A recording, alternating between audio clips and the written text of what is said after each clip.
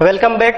एक बार फिर से आपका स्वागत है एमडीएम की ऑनलाइन क्लासेस में, जिसका यूट्यूब चैनल का नाम है एमडीएम ऑनलाइन स्टडी। तो अपने जो टॉपिक चल रहा था वो चल रहा था कार्बोहाइड्रेट। जो डाइजेस्टिव सिस्टम अपने पढ़ रहे थे उसके अंदर अपना चल रहा था कार्बोहाइड्रेट। अपने बात की थी कि फूड स्टफ जो होते हैं अपने सुबह 7 टाइप जो होते हैं उनकी बात की थी। और अब जो है वो अपने बात करते हैं कि जो कार्बोहाइड्रेट होते हैं वो कितने टाइप के होते हैं। अपने कहा था कि जो कार्बोहाइड्रेट जो होते हैं, जो टॉपिक चल रहा है वो चल रहा है कार्बोहाइड्रेट। तो कार्बोहाइड्रेट्स, तो कार्बोहाइड्रेट जो होते हैं, कहा था कि कार्बोहाइड्रेट प्रोटोप्लाज्म का 1% जो पार्ट होता है वो कार्बोहाइड्रेट के द्वारा बनाया जाता है। और इसका जो निर्माण जो होता है वो अपने कहा था कि इनका जो निर्माण होता है वो निर्माण कार्बन, हाइड्रोजन और ऑक्सीजन से मिलकर होता है, जिसमें अपने कहा था कि जो हाइड्रोजन और ऑक्सीजन का जो अनुपात होता है वो वही होता है जो जल का होता है। ठीक है। और अपने कहा था इसका जो सूत्र होता है वो होता है CH2ON, इसका सूत्र होता है। अपने कहा था कि जो कार्बोहाइड्रेट होते हैं उसके टाइप की बात करते हैं तो अपने कहा था कि इसके 3 टाइप होते हैं। अपने कहा था पहला होता है मोनोसेकेराइड, दूसरा होता है इसका डाइसेकेराइड और तीसरा इसका होता है पॉलीसेकेराइड। ये 3 क्या होते हैं, इसके होते हैं। और आज अपने अब रहे हैं नंबर 1 इसका जो होता है उसको अपने कहते हैं मोनोसेकेराइड। तो नंबर 1 जो पॉइंट इसका है कौन सा है, मोनोसेकेराइड।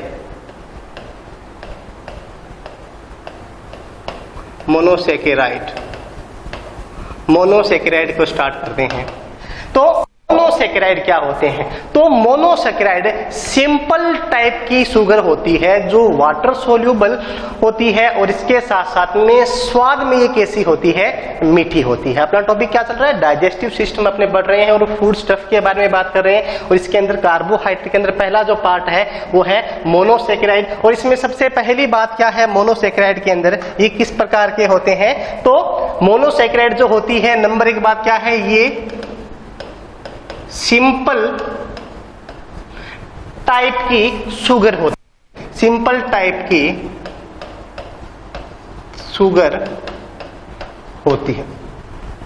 सबसे पहला पॉइंट क्या है कि सिंपल टाइप की शुगर होती है। नंबर 2 इसकी विशेषता क्या है, ये वाटर सोल्यूबल होते हैं। वाटर सोल्यूबल होते हैं। इसका मतलब क्या है कि पानी के अंदर ये आसानी से घुल सकते हैं। अब ये स्वाद में कैसे होते हैं, तो ये होते हैं स्वाद में मीठे होते हैं।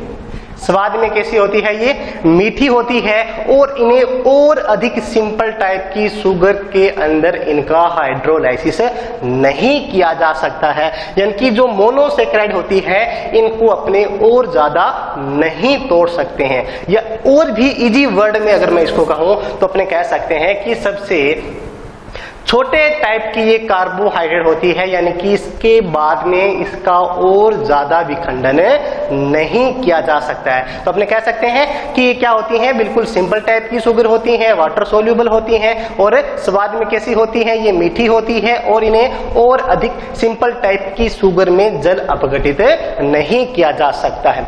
ओके, अब इसमें जो कार्बन मॉलिक्यूल के जो नंबर होते हैं, यानी कि कार्बन की संख्या इसके अंदर कितनी होती है, तो इसके अंदर इसमें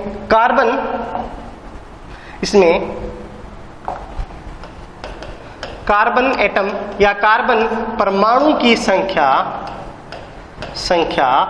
2 से लेकर 10 तक हो सकती है। कितनी हो सकती है, इसके अंदर 2 से लेकर 10 तक कार्बन परमाणु जो होते हैं वो इसके अंदर प्रेजेंट रह सकते हैं। नंबर ऑफ कार्बन के बेस पर इसके अलग अलग नाम होते हैं। अगर मैं कहूं कि नंबर ऑफ कार्बन के बेस पर इसको क्या क्या कह सकते हैं, 3 कार्बन परमाणु वाली शुगर होती है उसको अपने बोलते हैं ट्राइयोज। 3 वाली को क्या बोलते हैं, ट्राइयोज कहते हैं। 3 कार्बन परमाणु वाली को क्या बोलते हैं, ट्राइयोज कहते हैं। ठीक है। 4 कार्बन परमाणु वाली जो शुगर होती है उसको क्या बोलते हैं, उसको बोलते हैं टेट्रोज।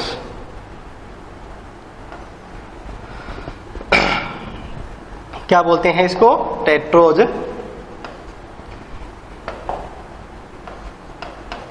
टेट्रोज कहा जाता है। इसके बाद में जो 5 कार्बन वाली जो होती है उसको पेंटोज। इसी प्रकार से 5 कार्बन वाली को बोलते हैं पेंटोज। 6 कार्बन परमाणु वाली जो शुगर होती है उसको अपने बोलते हैं पेंटोज, उसको कहा जाता है। उसको क्या बोलते हैं, पेंटोज कहते हैं। सॉरी, 5 कार्बन वाली को पेंटोज और जो 6 कार्बन वाली जो होती है उसको अपने कहते हैं हेक्सोज कहते हैं। और जो 7 कार्बन वाली या 7 कार्बन परमाणु वाली जो शुगर होती है उसको बोलते हैं हेप्टोज। उसको क्या बोलते हैं, हेप्टोज इसको कहा जाता है। तो नंबर ऑफ कार्बन के बेस पे इसको जो अलग अलग नाम दिए गए हैं, 3 कार्बन परमाणु वाली जो होती है उसको अपने क्या बोलते हैं, 3 कार्बन परमाणु बोलते हैं ट्राइयोज। 4 वाली को टेट्रोज, 5 वाली को पेंटोज, 6 वाली को हेक्सोज और 7 वाली को क्या बोलते हैं, हेप्टोज इसको कहा जाता है। 7 कार्बन परमाणु वाली जो होती है उसको अपने क्या बोलते हैं, हेप्टोज कहते हैं। अब अपने इनको क्रमबद्ध तरीके से पढ़ेंगे। तो सबसे पहले अगर अपने बात करते हैं कि जो ट्राइयोज होती है वो कैसी होती है। ट्राइयोज की बात करते हैं तो ट्राइयोज क्या है, तभी अपने बात की थी कि इन शुगर के अणुओं में 3 कार्बन परमाणु प्रेजेंट रहते हैं। ट्राइयोज जो शुगर होती है, इन शुगर परमाणुओं में 3, इन शुगर जो अणु जो होते हैं, अणुओं में, शुगर अणुओं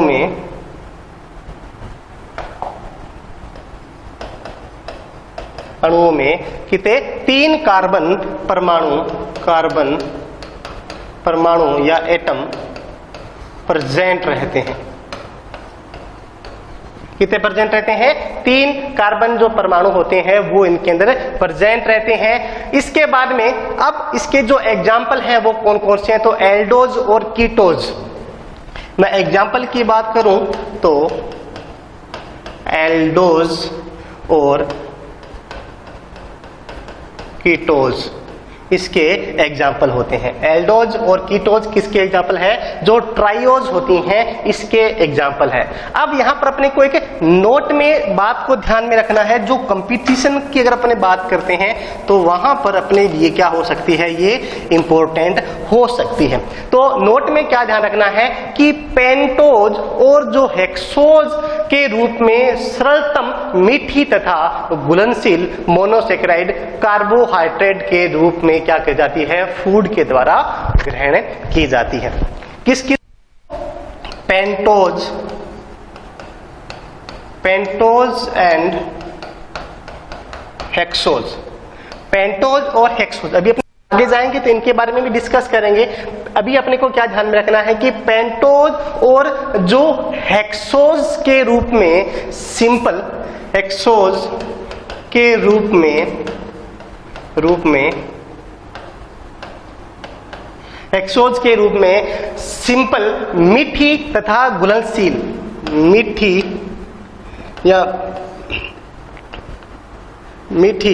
तथा घुलनशील,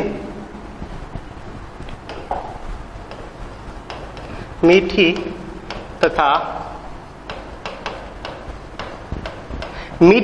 तथा घुलनशील मोनोसेकेराइड, घुलनशील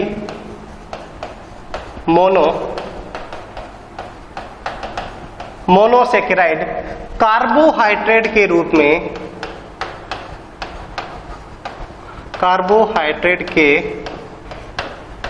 कार्बोहाइड्रेट के रूप में भोजन द्वारा या फूड द्वारा ग्रहण की जाती है, ग्रहण की जाती है। इस बात को अपने का थोड़ा सा ध्यान में रखना है। तो ट्रायोज की हमने बात की थी कि इस शुगर अणुओं में 3 कार्बन परमाणु जो होते हैं वो प्रेजेंट रहते हैं। एग्जाम्पल की बात करते हैं तो एल्डोज और जो कीटोज है वो किस टाइप की शुगर है, वो है ट्रायोज टाइप की क्या होती है, ये शुगर होती है। अब एल्डोज ट्रायोज की बात करने के बाद में नंबर 2 जो अपना पॉइंट है वो अपना है इसके बाद में टेट्रोज।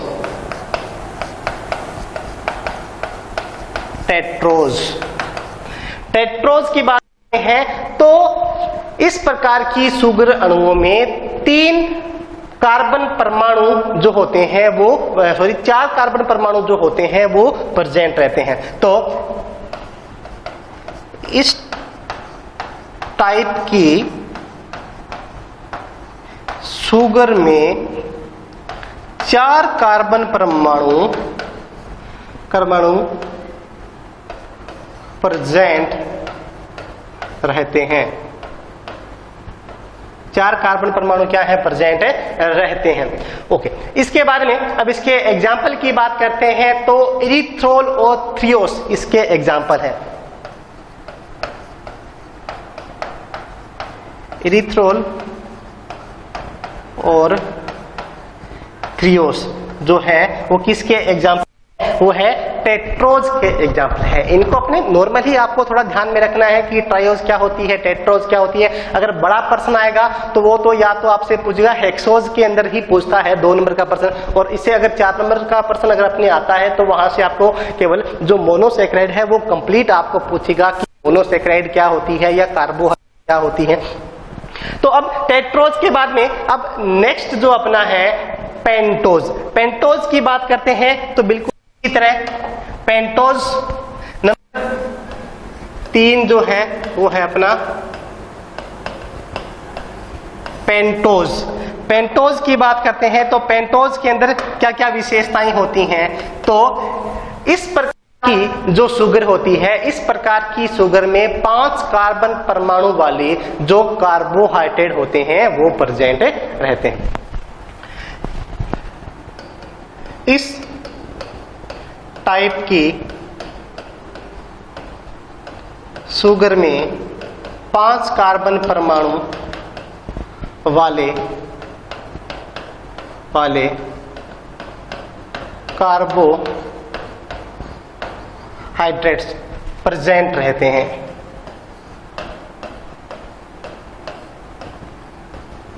कितने 5 कार्बन परमाणु वाले जो कार्बोहाइड्रेट होते हैं वो प्रेजेंट रहते हैं, और जिसमें 5 कार्बन परमाणु होते हैं उसको अपने क्या बोलते हैं, पेंटोज। जिसमें 3 होते हैं उसको ट्रायोज, जिसमें 4 होते हैं उसको क्या बोलते हैं, टेट्रोज कहते हैं, और 5 कार्बन वाले जो होते हैं उसमें क्या होते हैं, उसमें पेंटोज अपने उसको कहा जाता है। अब पेंटोज की अगर बात करते हैं तो यह न्यूक्लिक एसिड जो होते हैं कोएंजाइम, जिसकी बात करते हैं nucleic acid coenzyme, nucleic acid coenzyme ATP, NAD, NADP, ये जो होते हैं इनके निर्माण में क्या करते हैं, ये भाग लेते हैं। ये या pentose sugar, pentose sugar nucleic acid coenzyme ATP, NAD और एनएडीपी के फॉर्मेशन में, डीपी के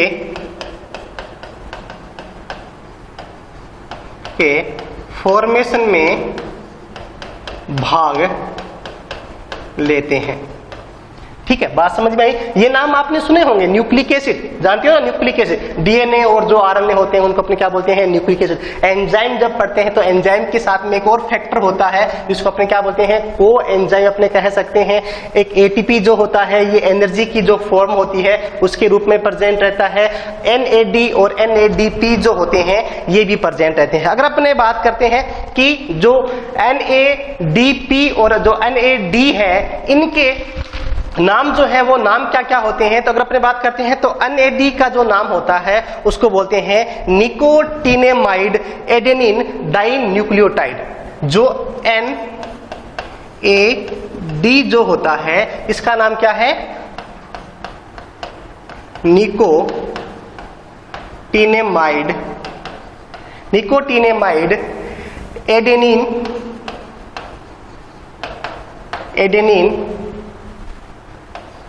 डाई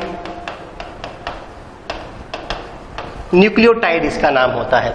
NAD का नाम क्या होता है, निकोटिनेमाइड एडेनिन डाइन्यूक्लियोटाइड। और जो NADP जो होता है इसका नाम होता है निकोटिनेमाइड एडेनिन डाइन्यूक्लियोटाइड फॉस्फेट। इसको थोड़ा सा अपने ध्यान में रख लेना है। बाकी जब अपने सेल बायोलॉजी करेंगे तो इनके जो फंक्शन वगैरह है, जब साइकिल कुछ पढ़ते हैं तो वहां पर इनके काम आ जाते हैं। तो NAD और NADP जो है, अब इनके काम क्या होते हैं, तो ये मेटाबॉलिज्म में रेडॉक्स रिएक्शन और जो इलेक्ट्रॉन कैरियर का जो काम होता है वो इनके द्वारा किया जाता है। तो एक तो ये मेटाबॉलिज्म की जो प्रोसेस होती है मेटाबॉलिज्म के अंदर, उसके बाद में जो रेडॉक्स रिएक्शन होती है उसके अंदर जो इलेक्ट्रॉन कैरियर का काम करते हैं, या इलेक्ट्रॉन वाहक मैं कह सकता हूं, इलेक्ट्रॉन वाहक का जो काम होता है वो इन द्वारा किया जाता है। बात समझ में आ गई? ओके। अब इसके जो एग्जाम्पल की बात करते हैं कि इसके जो एग्जाम्पल है वो कौन कौन से होते हैं पेंटोज के। तो जब अपने कहा न्यूक्लिक एसिड, DNA और RNA, तो DNA और RNA आपने अगर पढ़ रखा होगा तो वहां पर आपको देखने को मिलता है, एक होती है डीऑक्सीराइबोज शुगर और एक होती है राइबोज शुगर। तो वो किसके एग्जाम्पल है, वो इसी पेंटोज शुगर के एग्जाम्पल होते हैं। एग्जाम्पल की बात करूं तो मैं कह सकते हैं कि कौन कौन से इसके अंदर आते हैं। तो इसके अंदर एक किसके अंदर होता है, डीऑक्सीराइबोज शुगर, और दूसरा होता है राइबोज शुगर। ये क्या होते हैं, इसके एग्जाम्पल होते हैं डीऑक्सीराइबोज शुगर, और जो राइबोज शुगर है वो क्या है, इसके एग्जाम्पल के अंदर अपने को पढ़ने को मिल जाते हैं। उसके बाद में नेक्स्ट जो अपना है वो अपना हेक्सोज। तो ये सबसे इंपॉर्टेंट मैं कहूं तो कौन सी होती है, अपने हेक्सोज होती है। तो नंबर 4 जो है वो है हेक्सोज। ये IMT में डाल लीजिएगा, इंपॉर्टेंट है हेक्सोज। इसमें कंपटीशन लाइन की बात करते हैं तो वहां से भी क्वेश्चन आते हैं। और अगर अपने बात करते हैं कि सिलेबस की महाराजा या जितनी भी राजस्थान के अंदर चल वहां पर जो ह्यूमन फिजियोलॉजी की बुक लग रही है तो उसके अंदर अपने को ये काफी इंपॉर्टेंट है, इसमें से बहुत बार प्रश्न आते रहते हैं।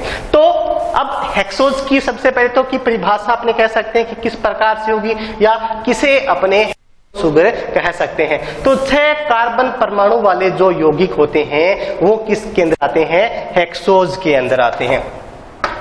तो इसमें क्या आएगा, 6 कार्बन परमाणु वाले यौगिक को क्या बोलते हैं, यौगिकों को, या अपने कह सकते हैं यौगिक न यूज करके अपने कह सकते हैं कि 6 कार्बन परमाणु वाली जो शुगर होती है, कार्बन परमाणु वाली शुगर को हेक्सोज शुगर क्या बोलते हैं, हेक्सोज शुगर कहते हैं।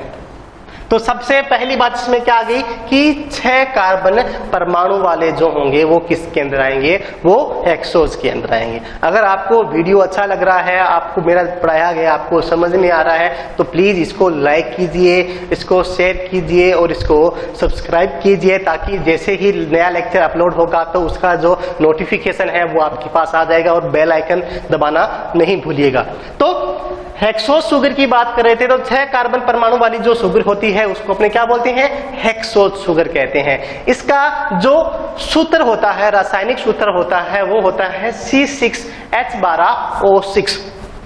इसका जो सूत्र होता है, सूत्र क्या होता है, C6H12O6। ये किसका सूत्र है, ये हेक्सोज का सूत्र होता है। तो हेक्सोज जो होती है वो इसी के अंदर आती है। ओके, उसके बाद में नेक्स्ट क्या है कि इसके अंदर केवल OH का जो विन्यास होता है उसके अंदर अंतर आता रहता है। अब हेक्सोज शुगर की, अब इसका क्या सूत्र एक रहेगा, सभी जितनी भी टाइप की हेक्सोज शुगर है इसमें C6H12O6 ही सूत्र रहेगा। लेकिन अब इनकी जो स्ट्रक्चर जब अपने पढ़ेंगे तो स्ट्रक्चर में क्या है कि जो OH ग्रुप होता है, इसकी स्ट्रक्चर में या संरचना में जो OH ग्रुप होता है, OH ग्रुप में अंतर आता रहता है। किसमें अंतर रहेगा, जो OH ग्रुप होगा उसमें क्या होगा, इसके अंदर अंतर आता रहेगा। और इसके बाद में अब नोट में अपने को इसमें क्या ध्यान में रखना है, अगर मैं कहूं नोट की बात करता हूं तो नोट में अपने क्या चीज ध्यान में रखनी है, नोट में अपने ध्यान रखना है इसके अंदर कि यह मीठे फलों तथा शहद में अधिक मात्रा में पाई जाती है। कौन सी, हेक्सोज। सर्वाधिक ये कहां पर मिलती है, तो ये जो मीठे फ्रूट होते हैं या मीठे फलों में वह जो हनी होता है या जो शहद होता है, उस शहद के अंदर ही काफी ज्यादा मात्रा में अपने को मिल जाते हैं। उसके बाद में सेकंड जो नोट है उसमें अपने को क्या ध्यान में रखना है, ये भी इंपॉर्टेंट है। सेकंड जो नोट है, अब ये सेकंड नोट है, ये क्या कहता है कि प्रोटोप्लाज्म में हेक्सोज शुगर मुख्यतः ग्लूकोज, फ्रक्टोज, गैलेक्टोज तथा मेनोज के रूप में प्रेजेंट रहती है। अब जो हेक्सोज शुगर है वो प्रोटोप्लाज्म के अंदर, प्रोटोप्लाज्म क्या होता है इसके बारे में अपने कल का जो लेक्चर हुआ था उसमें बात भी की थी। तो प्रोटोप्लाज्म के अंदर जो हेक्सोज शुगर होती है वो किस किस के रूप में, फ्रक्टोज के रूप में, fructose, glucose, mannose, fructose, glucose, mannose और ये गैलेक्टोज के रूप में प्रेजेंट रहती है। गैलेक्टोज के रूप में प्रेजेंट रहती है। बात समझ में आई यहां तक? ओके, उसके बाद में अब इसके अंदर पहला जो सबसे इंपॉर्टेंट इसका टाइप है वो इसका है ग्लूकोज। तो अपने बात करते हैं इसके अंदर ए जो पॉइंट है वो इसका है ग्लूकोज। ग्लूकोज की बात करते हैं तो ग्लूकोज क्या होता है, तो ये हेक्सोज शुगर में सबसे ज्यादा इंपॉर्टेंट पार्ट होता है। ग्लूकोज की बात करता हूं वो इंपॉर्टेंट क्यों होता है वही मैं आपको बताऊंगा। सबसे पहले आपने क्या पॉइंट आउट करना है कि ये शुगर हेक्सोज में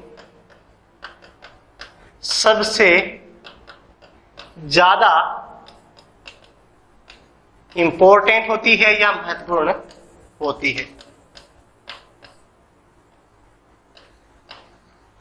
सबसे ज्यादा इंपॉर्टेंट होती है या सबसे ज्यादा क्या होती है, महत्वपूर्ण होती है। अब महत्वपूर्ण क्यों है, क्योंकि अब ये जो ग्लूकोज जो होती है, ये ग्लूकोज क्या होती है, एनर्जी सोर्स होता है। अपने जितने भी काम करते हैं अपने को जो एनर्जी मिलती है वो किसके रूप में मिलती है, वो ग्लूकोज के रूप में मिलती है। तो सेल को एनर्जी देने का जो काम होता है वो किसके द्वारा होता है, ग्लूकोज के द्वारा ही होता है।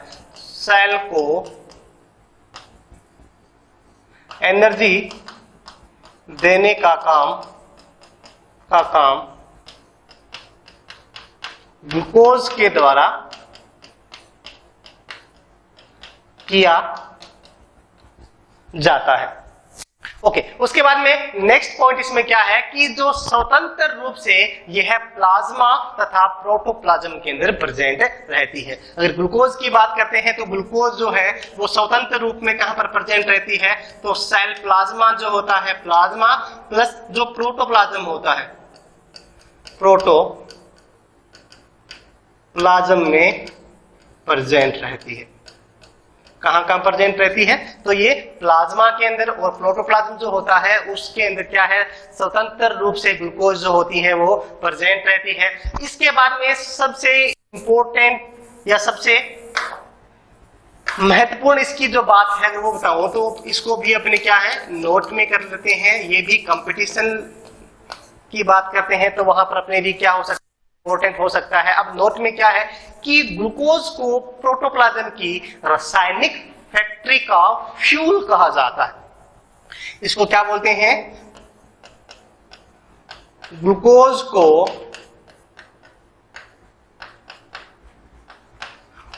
को प्रोटोप्लाज्म की रासायनिक फैक्ट्री का फ्यूल या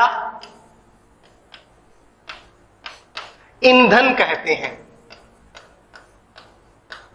क्या बोलते हैं इसको, ग्लूकोज को प्रोटोप्लाज्म की रासायनिक फैक्ट्री का फ्यूल कहते हैं। ये प्रश्न आ सकता है कि किस शुगर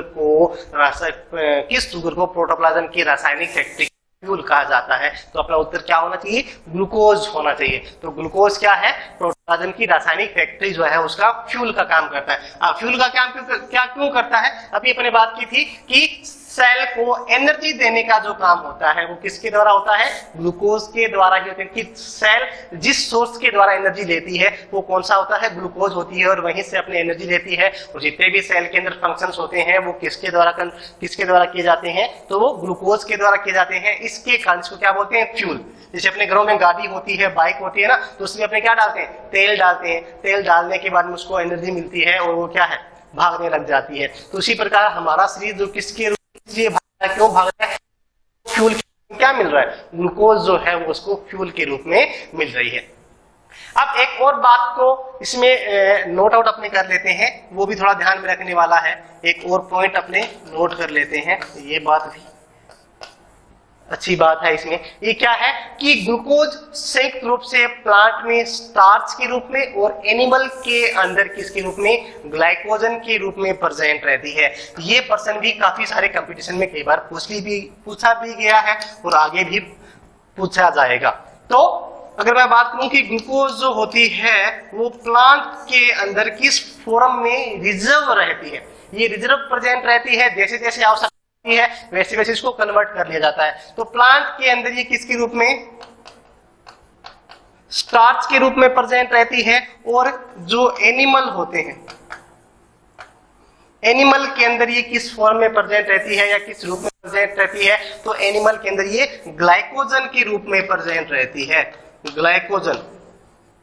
इस बात को अपने को दिमाग में भी या अलग से इसको हाईलाइट कर लेना है कि ग्लूकोज जो होती है वो प्लांट के अंदर किस फॉर्म में प्रेजेंट रहती है, तो स्टार्च या अपने इसको बोलते हैं मंड भी कहा जाता है, मंड के रूप में प्रेजेंट रहती है। और एनिमल जो होते हैं उनकी जो मसल्स होती हैं और जो लीवर होता है हमारा, उसके अंदर ग्लाइकोजन के रूप में क्या किया जाता है, इसको स्टोर किया जाता है। अब बात ये आती है कि जो मंड जो होता है या जो स्टार्च है ये क्या चीज होता है, इसके में अपने थोड़ी सी बात कर लेते हैं। तो सभी प्लांट के जो सीड होते हैं, अगर मैं बात करूं कि प्लांट के सीड्स तथा उनकी जो फलियां होती हैं, जो फली लगती है उनके ऊपर, उन फलियों के अंदर एमाइलोज के रूप में या आइसो एमाइलो पेप्सिन के रूप में जो चीज प्रेजेंट रहती है उसको अपने क्या बोलते हैं, उसको अपने बोलते हैं स्टार्च या मंड कहा जाता है। तो क्या है स्टार्च या मंड, तो प्लांट जो होता है, प्लांट के अंदर उसकी जो सीड होते हैं या उसकी जो फलियां होती हैं उन फलियों के अंदर किस फॉर्म में एमाइलोज, एक तो एमाइलोज के रूप में या फिर ये किस रूप में हो सकता है, ये हो सकता है आइसो एमाइलोपेप्सिन, आइसो एमाइलो पेप्सिन के रूप में प्रेजेंट हो सकता है। ये एमाइलेज जो है, ये एमाइलोज जो है, एमाइलोज की कितनी मात्रा होती है, तो एमाइलोज 20 से 25% के रूप में प्रेजेंट रहता है और आइसो एमाइलोज जो है वो 75 से 80%, यानी कि 75 टू 80% जो होता है वो आइसो एमाइलोज एमाइलोपेप्सिन जो होता है वो प्रेजेंट रहता है। आइसो एमाइलोपेप्सिन और जो एमाइलोज है इसको ही अपने क्या बोलते हैं, इसको ही स्टार्च कहा जाता है। यानी कि अब ये स्टोर से क्या मतलब है, थोड़ा सा कंफ्यूजन अपने को हो रहा है। देखिए जैसे अपने अभी सुबह खाना खाते हैं तो 4 रोटी या 5 रोटी अलग अलग कैपेसिटी होती है, कुछ मेरे जैसे होते हैं जो 7-8 भी खा लेते हैं ना, काफी फिर सो जाते हैं। तो वो यानी कि जितनी भी अपने कार्बोहाइड्रेट यानी कि अनाज खाया है तो अनाज में क्या होता है, कार्बोहाइड्रेट होता है, वो अंदर जाएगा तो जितनी शरीर को एक बार आवश्यकता है उतनी तो वो एनर्जी ले लेगा, लेकिन बाकी जो खाना पचा हुआ है उसका क्या होगा, तो उसको क्या है कि कन्वर्ट कर दिया जाता है, वो डायरेक्ट लीवर में जाता है और लीवर में जाने के बाद में उसको किसके रूप में, ग्लाइकोजन फॉर्म में क्या कर लिया जाता है, कन्वर्ट कर लिया जाता है। और जैसे जैसे हमारे शरीर को इसकी आवश्यकता होती है वैसे वैसे क्या है, इसको वापस से ग्लूकोज के अंदर कन्वर्ट किया जा सकता है। तो ग्लूकोज से ग्लाइकोजन बनता है और ग्लाइकोजन को वापस किसमें, ग्लूकोज के अंदर। प्लांट की बात करते हैं तो ग्लूकोज को किसमें कन्वर्ट कर लिया जाता है, स्टार्च या मंड के रूप में कन्वर्ट कर लिया जाता है। जैसे ही प्लांट को इसकी आवश्यकता होती है तो वापस स्टार्च को ग्लूकोज के अंदर ही वापस से क्या कर देता है, कन्वर्ट कर देता है। अब ग्लूकोज फलों के रस और स्टार्च माल्टोज लैक्टोज के जलीय अपघटन से क्या होती है, प्राप्त होती है। अगर अपने बात की जो ग्लूकोज होती है वो किससे मिलती है, तो ग्लूकोज की बात करते हैं तो ये कहां से मिलती है, जो फलों के जो रस होता है, फलों के रस के रूप में, रस से स्टार्च, इसके अलावा स्टार्च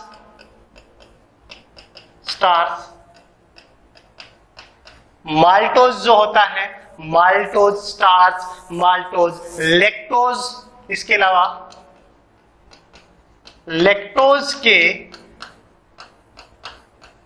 जलीय अपघटन या हाइड्रोलाइसिस, जलीय अपघटन से प्राप्त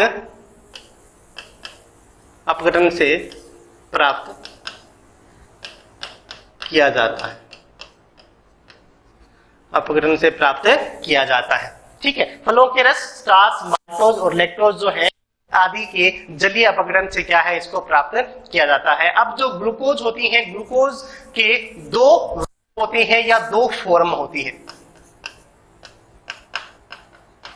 ग्लूकोज के 2 फॉर्म होती है, या मैं कह सकता हूं कि 2 टाइप हैं, यूं कह दूं तो कोई दिक्कत नहीं होगी।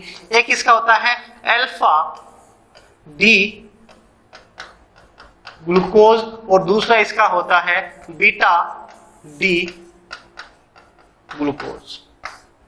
ये इसके टाइप है, कौन कौन सा, अल्फा डी ग्लूकोज और दूसरा जो इसका होता है बीटा डी ग्लूकोज जो है वो इसके क्या है, टाइप है। अब अपने यहां पर इसकी जो स्ट्रक्चर होती है उन स्ट्रक्चर की बात करते हैं, तो स्ट्रक्चर इनकी कैसी होती है उसके बारे में अपनी बात कर लेते हैं।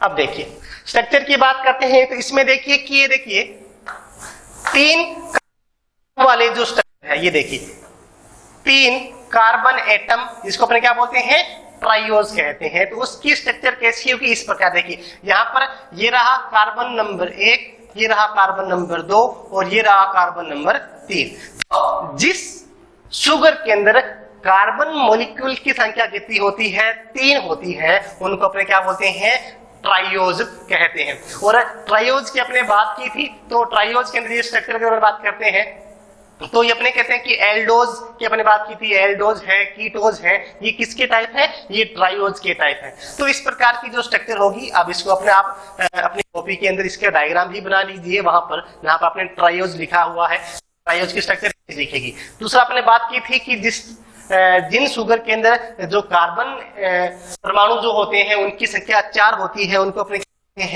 अपने कहते हैं टेट्रोज। तो ये रहा टेट्रोज, यानी कि 4 कार्बन एटम जो होते हैं उसको अपने क्या बोलते हैं, टेट्रोज कहते हैं। इसका सूत्र देखिए CH2O4 यहाँ पे है।